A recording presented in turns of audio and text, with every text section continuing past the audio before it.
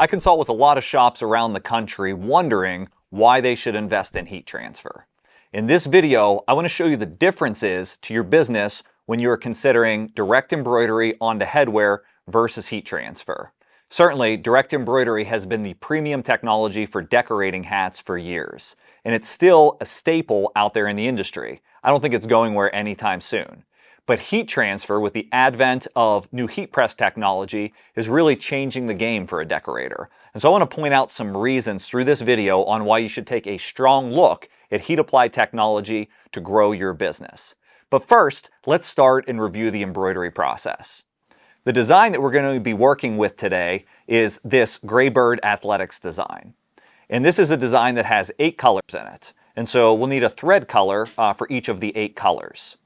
When you're doing embroidery, you need to go through the digitizing process. And so you need to make sure you have access to a digitizing software or a digitizing company so you can go ahead and get the artwork set up. We've done all that work before we move to this stage of the process, which is hooping the hat to prepare it to load onto the embroidery machine. Now, hooping the hat isn't necessarily a hard process, but it is something that has to be done for every hat that you're going to decorate. Depending on how fast your operator is, it can take on average around 60 seconds up to 3 minutes potentially. Once you get the hat hooped, then we are going to load that onto our embroidery machine. Now, we've already loaded our sew file onto the embroidery software, and so it's ready to output to decorate this cap. And our software will tell us, as well as in the digitizing process, that the cap that we are getting ready to sew has 11,137 stitches across these 8 colors. The software tells us, based on this machine, that's going to be a runtime of 13 minutes and 30 seconds per cap that we're decorating. Now, it's great because the embroidery machine does all the work. I can be away from the machine working on other things in my business, and it's just going to sew that out. If you're a small shop, maybe operating from home or a small space, it's very likely that you may have 1 head of embroidery like you're seeing here, maybe 2 heads, maybe even 3 heads. But it's rare that a small business will have 6, 12, 24, 48 heads of embroidery that they have access to. And so the first thing I want you to think about when we're talking about embroidering headwear is there's only so much we can do in an hour. Now, of course, if I'm setting up a dozen hats on a 12-head machine or networking single-head machines together to form 12 stations, yes, I can be hooping the hat while all 12 hats are sewing, but I still need that outlay of space to be able to complete the job. But at the end of the day, if you're a small business, embroidery is a great fit, but you're limited on capacity. And that's one of the greatest benefits of heat transfers that you can see here. We can get the same embroidered patch delivered to us utilizing a vendor like Stahl's embroidery capacity and get something that has a heat-activated adhesive on it that just needs to be heat applied. Now, let's take a break from the embroidery for a second and consider that heat application process.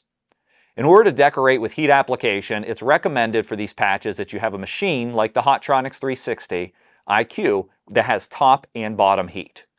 I'll heat up the bottom heater to 320 degrees. I have 280 degrees on top, creating a heat sandwich to make sure I get a durable bond without damaging this high crown structured cap from New Era. Position the patch into place after the sweatband's been flipped out and the hat has been loaded and locked down. And all you need to do is lock it down for 30 seconds.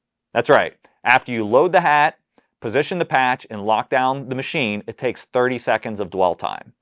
At this point, the operator is preparing their next hat, or if you are wanting to improve your capacity, one operator can very easily run 2 machines. On average, as you'll see, when we're heat applying with a single station machine, we're going to be running about 60 seconds per cap, give or take, on average. Compare that to the embroidery process, which is taking 13 minutes and 30 seconds, and it's very clear to see that I can do 13 caps with the heat printing technology in the same time that I can do 1 cap with owning a single head of embroidery. Now, that's the first and the biggest benefit, the growth in capacity for your business by adopting heat applied technology. And so consider not only how many items can you produce and sell in a day, but also consider the impact on your turn time for your customers.